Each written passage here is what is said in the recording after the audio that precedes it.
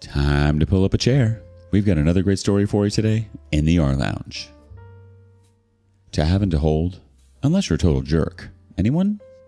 Today in the rLounge, nothing says happily ever after quite like watching karma do its thing. One of my best friends, Jesse, 30 male, is getting married next month to Natalia, 27 female. I, 30 male, have known Jesse since kindergarten. We grew up together. I lived down the street from him. We used to walk to school together. We were in Boy Scouts together. We literally have seen each other through thick and thin. He ended up dating my ex-girlfriend back in the day when I tried to fit in and was denying who I truly was. I'm gay. And he was there when I came out to my family, and his mom and dad have always been like second parents to me. They even refer to me as their adopted son. Jesse's the closest thing I have to a brother. He's had his fair share of girlfriends over the years. He was captain of the volleyball team and even went to college with a scholarship he received from it. He's a good-looking, intelligent guy who's never had a problem with women.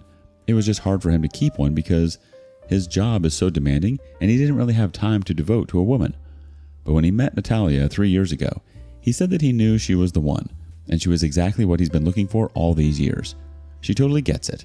They're head over heels for each other, and I couldn't have been more happy for them both. Last year, Jesse and Natalia went to San Francisco where he popped the question, and she excitedly said yes. Natalia was always sweet to me. It took her a bit to warm up to our group of friends because we've all known each other since we were kids.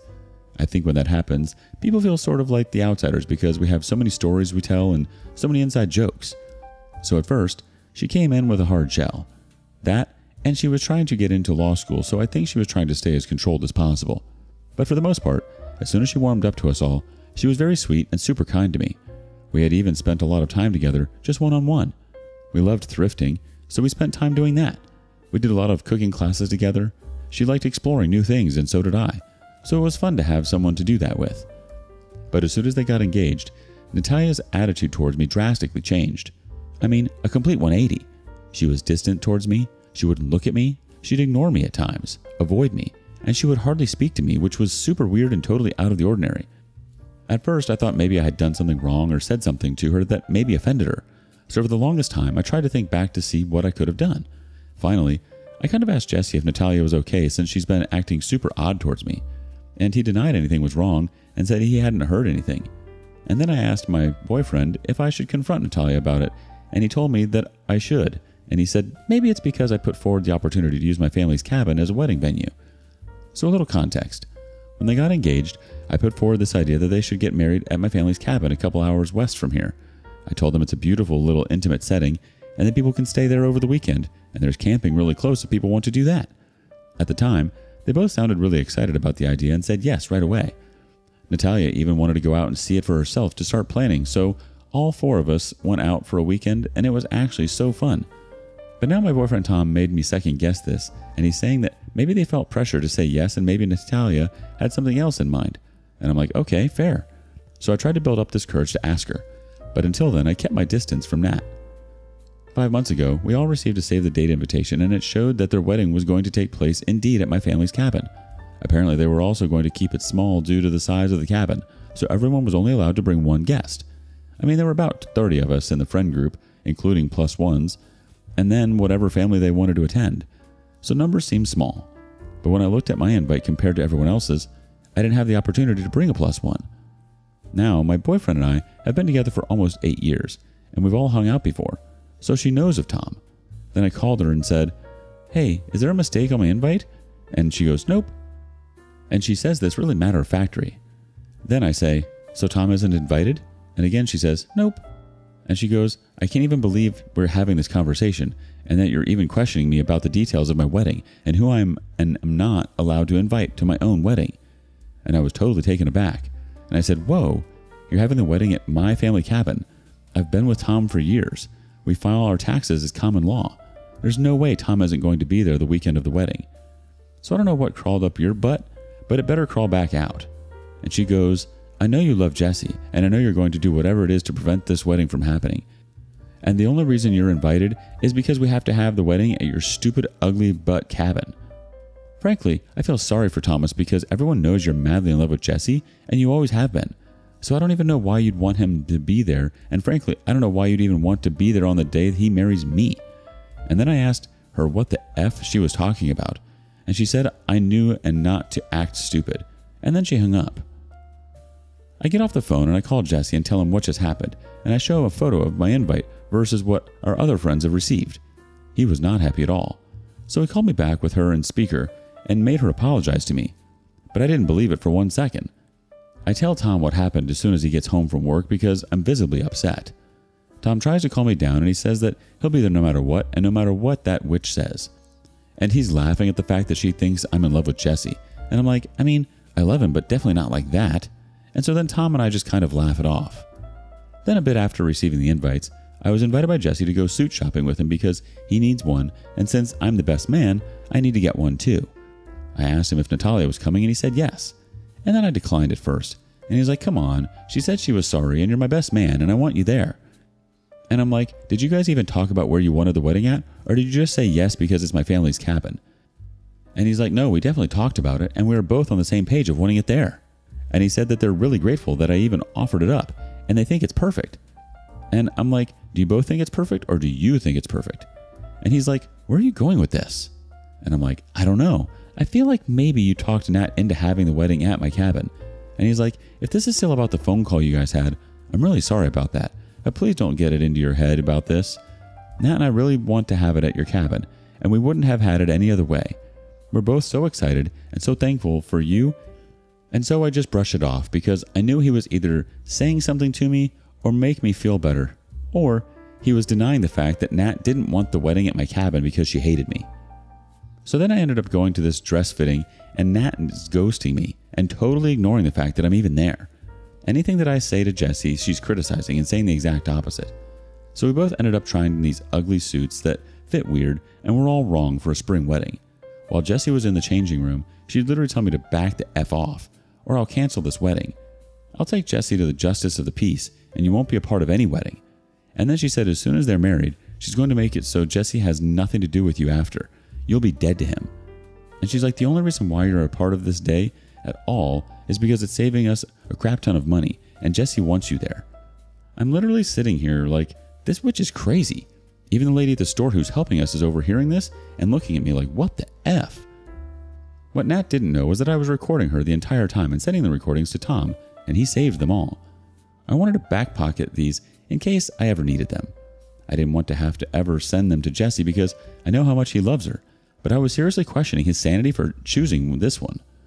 Anyways, after Jessie comes out of the change room, I tell him that I'm backing out of this wedding because I don't agree with his choice of partner. I can't stand by him knowing what she truly is like and how she treats me. I can't stand by and just pretend this isn't happening. And he's like, what do you mean? And I'm like, just ask your fiance. And I get up and leave. I get all of these calls from him and text messages later saying how he could treat them like that and what are they going to do for the venue now and telling me how selfish I am. And then I get calls and voicemails from Nat and she's straight up saying the most heinous, homophobic crap to me that I can't ever repeat. And she's saying that she knows I'd try to sabotage their wedding and I've ruined everything and left them to try and figure out somewhere else to have a wedding, that I had planned this all along, blah, blah, blah. So I'm telling all this to Tom and he's saying that I should save the voicemail that Nat left me and send those in the recordings I made and send them to Jessie. And so I did just that. So I write this big long message to Jessie basically telling him that I love him like a brother and he deserves to know the truth about who he's marrying, and I don't want him marrying someone who treats people like that. At first he tries to tell me that I'm just trying to start something, and then I'm like, no, I have proof. I don't want to send you this, but I will. And then he's like, what are you talking about? And I'm like, I had to record her because I knew you wouldn't believe me. And he's like, so now you're just recording people without their consent? I'm like, Jessie, you need to know what you're getting yourself into. Then I hit send on all of the evidence. After I send him all of that, I don't hear from him for a couple of days until he pops over unannounced. I'm not sure what to think at first. I'm a bit apprehensive. When I end up answering the door, I can see that he's been crying. He asks if he can come in, but he understands if I don't want anything to do with him. Of course I let him in, and we end up chatting about how he's sorry he didn't believe me and he can't believe the way she was treating me and how he was just unknowingly letting it happen. He said that she played him so hard and he doesn't want anything like that in his life. He just kept apologizing and he said that he left her and called it all off. He spent the last couple of days contacting people and telling them that the wedding was off. He thanked me for sticking around and for my friendship over the years, and he said that I never deserved to be spoken to or treated the way that Nat was treating me. He thanked me for offering up my cabin and being so honest with him and stopping him from marrying such an evil person. He said he really thought that she was the one. He said he appreciates me and our friendship so much, and he just kept saying that he was sorry for how she treated me and what she said. He was blinded by wedding bells and didn't want to believe it because he was just so excited to get married. I told him he's not going to have a problem finding the one, and not just anyone. Then we both laughed at how obviously I love him, but I don't love him enough to be jealous of some crazy chick and break them up. He said that while he was there talking to me, she was moving out of their place. Her parents were so pissed off with him until he showed them what I sent him. They couldn't believe it. At this point, she's also trying to blast me on social media, but I've blocked her so I can't see it, and Tom doesn't have her on socials. People are sending me screenshots, and she's throwing all of these homophobic slurs around and saying that I'm a homewrecker, and that I sabotaged the wedding because I'm in love with Jesse. There was a friend of ours that went on blast with Nat and started posting videos of what she was saying to me, and it got really wild, and a lot of people had my back and messaged me apologizing for how she was behaving. Even her parents called me and apologized. They said they had originally funded her schooling for law school, but took that back and wanted to give that to Tom and I to fund a wedding if we wanted. And I said that that was way too kind of them, but then Tom was like, no, just kidding. But they insisted, and now we have a little something to help us have a day to celebrate us and start a new journey together. Tom and I weren't engaged at the time, but he recently popped the question and I said yes. I guess he was planning on something elaborate after Jesse's wedding. He didn't want to steal their thunder. But now that that's all over, he wanted to end it on a good note. Obviously, Jesse is my best man. We're doing something intimate at, you guessed it, my family's cabin. And our closest friends and family are invited. We're planning it for August. So it turns out there will be a wedding after all. And even though Jesse is heartbroken and totally whiplashed by everything that happened, he's super happy for us. He hasn't heard from Nat. None of us have. But one thing's for sure. She ain't married and she ain't gonna be a lawyer anytime soon. Through thick and thin, you've been the rock-solid friend every person dreams of having. From kindergarten shenanigans to navigating the tumultuous waters of adulthood, you and Jesse have been inseparable. Your bond isn't just friendship, it's a lifeline. And he's right. If it weren't for you, he'd be stuck with that wretched woman. Amidst the chaos of wedding planning, Natalia's true colors emerged like a storm cloud on a sunny day. The way she treated you, dismissive, derogatory, downright despicable, was a betrayal not just of your friendship, but of basic human decency. You didn't deserve to be treated like that, OP. You confronted the toxicity head on, armed with nothing but the truth and a steadfast commitment to your friend. And when the dust settled, it was your courage and unwavering loyalty that ultimately saved Jesse from a lifetime of misery. So here's to you, OP, the epitome of what it means to be a great friend. In a world where loyalty is often overlooked and kindness is mistaken for weakness, you shine bright as a reminder that true friendship knows no bounds. Jesse is lucky to have you in his corner, and Natalia's loss is a stark reminder that not everyone deserves a place in our lives. And let's not forget the piece de resistance, her parents, once her staunch supporters, pulling the rug out from under her faster than you can say, I object.